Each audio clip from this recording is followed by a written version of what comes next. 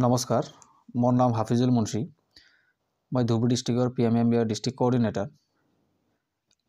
আজি মই এইটো ভিডিঅ'ত এক্সপ্লেইন কৰিম যে আমাৰ অংগনবাদী ৱাৰ্কাৰ বাইদেউসকলে যেতিয়া PMMBY এপ্লিকেশ্যনটো ফিল আপ কৰিব, তেতিয়া এটা ছাপৰ্টিং ডকুমেণ্টছ আৰু বেনিফিচিয়াৰীৰ MCP কাৰ্ডটো, মাদাৰ এণ্ড চাইল্ড প্ৰটেকশ্যন কাৰ্ডটো সেই এপ্লিকেশ্যনত আপলোড কৰিব লাগে। কিন্তু তাত এটা ইস্যুজ এইটোৱে যে সেই ফাইল সাইজটো 1 MBতকৈ যদি বেছি হয় তেনেহ'লে এইটো আপলোড নল'ব, আৰু সেই ফাইল সাইজটো যদি 100 KBতকৈ কম হয় তেনেহ'লে এইটো আপলোড নল'ব। তো কেনেকৈ আপোনালোকে এই ফাইল সাইজটো 100 KBৰ পৰা 1 MBৰ ভিতৰত আপোনালোকে কনভাৰ্ট কৰি লৈ আপলোড কৰিব পাৰে, তো এইটো প্ৰচেছ মই এক্সপ্লেইন কৰিম। তো ফাৰ্ষ্ট যিটো প্ৰচেছ আছে হোৱাটছএপৰ থ্ৰুদি বেলেগ এটা মোবাইলত ফটো ক্লিক কৰি বেলেগ এটা হোৱাটছএপৰ পৰা আপোনাৰ মোবাইলৰ হোৱাটছএপত লৈ যদি সেইটো আপলোড কৰে, সেইটো হৈ যাব। সেই ফাইলটো 1 MBতকৈ কম হ'ব, অট'মেটিকলি এইটো ৰিডিউচ হৈ যায় ফাইল সাইজটো। সেকেন্ড মেথড যিটো আছে, এটা সৰু সফটৱেৰ আপোনালোকে গুগল প্লে ষ্ট'ৰৰ পৰা ইনষ্টল কৰিব পাৰে। সেই সফটৱেৰৰ জৰিয়তে আপোনালোকে ইজি প্ৰচেছত সেই ফাইলটো আপোনাৰ যি সাইজ লাগে সেই সাইজটো আপোনালোকে বনাব পাৰে। তো এইটো ভিডিঅ'ত মই সেই সফটৱেৰৰ বিষয়ে মই আপোনালোকক এক্সপ্লেইন কৰিম। যে ফাৰ্ষ্টত আপোনালোকে মোবাইলত গুগল প্লে ষ্ট'ৰটো অ'পেন কৰিব। এইটো গুগল প্লে ষ্ট'ৰ, ইয়াতে ক্লিক কৰিব। ক্লিক কৰাৰ পিছত ইয়াতে সাৰ্চ অপশ্যনত যাব। সাৰ্চ অপশ্যনত গৈ ইয়াতে সাৰ্চ কৰিব কম্প্ৰেছ ইমেজ। এই কম্প্ৰেছ ইমেজ ইয়াতে সাৰ্চ কৰিব। সাৰ্চ কৰাৰ পিছত ইয়াতে এটা সফটৱেৰ পাব, কম্প্ৰেছ ইমেজ। এই সফটৱেৰটোৰ সাইজ হ'ল 2.4 MB, বহুত সৰু সফটৱেৰ এইটো। ইয়াতে ক্লিক কৰিব। ক্লিক কৰাৰ পিছত ইয়াতে ইনষ্টলত ক্লিক কৰিব।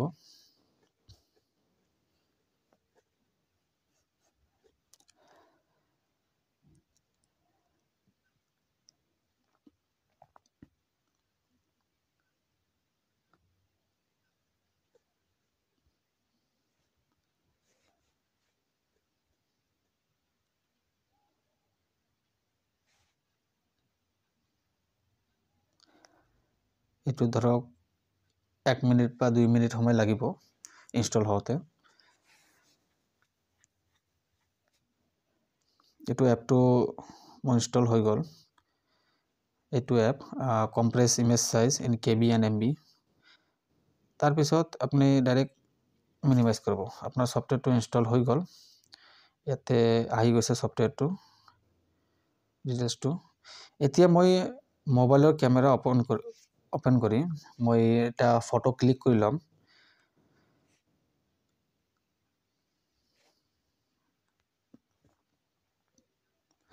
আৰু আপোনালোকে মই এটা ব্লেংক এনে এটা পেজ জাষ্ট চেম্পলৰ কাৰণে লৈছোঁ। ইয়াতে আপোনালোকে বেনিফিচিয়াৰী ছাপৰ্টিং ডকুমেণ্টছটো ল'ব, either ration card, eShram card, Ayushman card বা যি ডকুমেণ্টছ দিয়ে as per our PMMBY guidelines, এই ডকুমেণ্টছটো ল'ব। বা আপোনাৰ MCP card, beneficiary mother and child protection card যিটো থাকে সেইটো এনেকৈ ল'ব। লোৱাৰ পিছত এইটো ফটো ক্লিক কৰিব আপোনাৰ মোবাইলৰ পৰা। এইটো ফটো ক্লিক হৈ গ'ল। ক্লিক হোৱাৰ পিছত এইটো ভালকৈ অলপ ৰিচাইজ কৰি ল'ব, ফটোটো অলপ এডজাষ্ট কৰি ল'ব, যাতে ফটোটো এনেকৈ ক্লিক কৰিব যাতে ফটোটো প্ৰপাৰ ভিজিবল হয়। Beneficiary details, ID number, everything যাতে ভালকৈ ভিজিবল হয়। তাৰপিছত ইয়াতে মই যদি গেলাৰীত চাওঁ, এই ফটোটোৰ সাইজ চাব, ডিটেইলছত গ'লে 3.7 MB। ইয়াতে ডিটেইলছটো চাব 3.7 MB হৈছে। এই জাষ্ট ফটোটো যেটো মই ক্লিক কৰিলোঁ এই ফটোটো যদি ডাইৰেক্টলি আপলোড কৰি দিওঁ PMEA পৰ্টেলত এইটো নল'ব আইদাৰ ইনভ্যালিড ফাইল বা ইৰৰ শো কৰিব তো এইটো ফাইল আমাৰ কিমান হ'ব লাগিব যে মিনিমাম 100 KB আৰু ম্যাক্সিমাম 1 MB ইয়াৰ ভিতৰত হ'ব লাগিব ফাইল সাইজটো তো আমি এই ফটোৰ সাইজটো আমি কমাই লম তো নেক্সটত আমি এই যেটো সফটওয়্যাৰ ইনস্টল কৰিলোঁ কম্প্ৰেস ইমেজ এই সফটওয়্যাৰত মই ক্লিক কৰিম ওপেন কৰি লম ওপেন কৰাৰ পিছত ইয়াতে চুজ ফটো বুলি এটা অপশন আছে চুজ ফটো ইয়াতে মই ক্লিক কৰি দিম ক্লিক কৰাৰ পিছত ইয়াতে চাব ফটোস বা অপশন এটা আছে গ্যালাৰি অপশন ইয়াতে মই ক্লিক কৰি দিম ক্লিক কৰাৰ পিছত মই এই ফটোটো ইয়াতে সিলেক্ট কৰি লম সিলেক্ট কৰাৰ পিছত ইয়াতে এনেকৈ অপশন আহিব এই ফাইল সাইজটো আপুনি কিমান দিব বিচাৰে এই ফাইল সাইজটো আপোনালোকে যদি 300 দিয়ে এটো ভাল হয় 100 KB কে বেছি আছে আৰু 1 MB কে কম হ'ব 300 মই উদাহৰণ হিচাপে মই 300 KB হিচাপত মই এটো কম্প্ৰেস কৰিম তাৰ পিছত ইয়াতে 300 ইয়াতে KB সিলেক্ট কৰি লব ইয়াতে MB নহয় আপুনি ফাৰ্ষ্টত ইয়াতে KB সিলেক্ট কৰি লব আপুনি ইয়াতে 300 400 500 যি দিব পাৰে কিন্তু 1000 কে কম দিব আৰু 100 কে বেছি দিব এটো ইয়াতে মই উদাহৰণস্বৰূপ 300 দিছো 300 দিয়াৰ পিছত ইয়াতে কম্প্ৰেস বুলি এটা অপশন আছে জাস্ট এই কম্প্ৰেসত ক্লিক কৰি দিব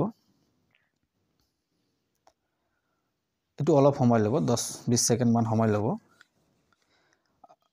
এটো হৈ গল কম্প্রেস হৈ গল এতিয়া কম্প্রেস ফাইলৰ সাইজ আহিছে চাওক 293.76 KB মই 300 দিছো তাৰ দিয়াৰ পিছতো 7 KB কম আছে তো এটো আপলোড হৈ যাব এটো 100 KB কে বেছি আছে আৰু 1 MB কে কম আছে এতিয়া আপুনি ডাইৰেক্ট মিনিমাইজ কৰিব এটো অটোমেটিক্যালি সেভ হৈ গৈছে আপোনাৰ গ্যালাৰিত আপুনি এতিয়া গ্যালাৰিত ওপেন কৰিব গ্যালাৰিত মই ক্লিক কৰি দিলো